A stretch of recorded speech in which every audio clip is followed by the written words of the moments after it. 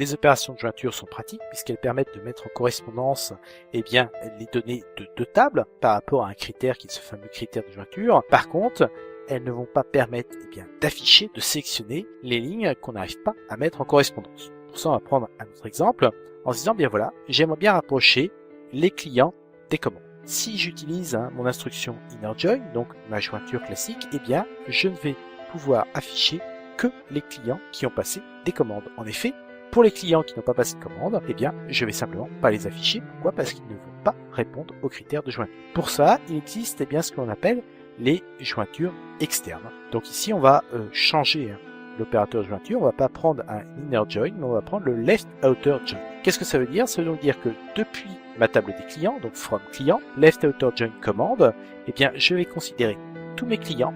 Et puis, lorsque j'arrive à satisfaire le critère de jointure, qui le numéro issu client doit correspondre au numéro de client issu de la table des commandes, je vais afficher en face de ce client là où les commandes qui lui correspondent.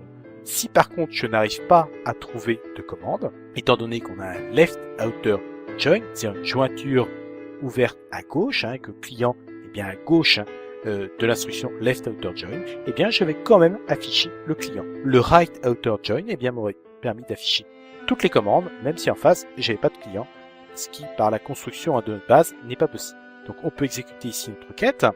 Voilà, on a un certain nombre de clients, le client 0, le client 1, avec des numéros de commandes.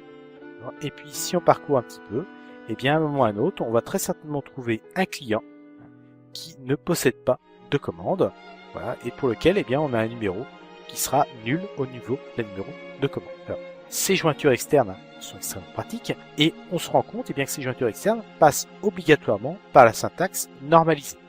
Si vous travaillez sur une version antérieure de SQL Server, vous avez peut-être trouvé ce type de syntaxe où on va utiliser la syntaxe usuelle, la syntaxe non normalisée, et pour exprimer qu'on a une jointure ouverte, on va mettre un petit étoile au niveau de l'opérateur égal pour dire attention, je prends tous les clients, même ceux pour lesquels je n'arrive pas à faire de correspondance. Alors cette syntaxe qui existait dans les versions antérieures de SQL Server, d'accord, maintenant n'existe plus.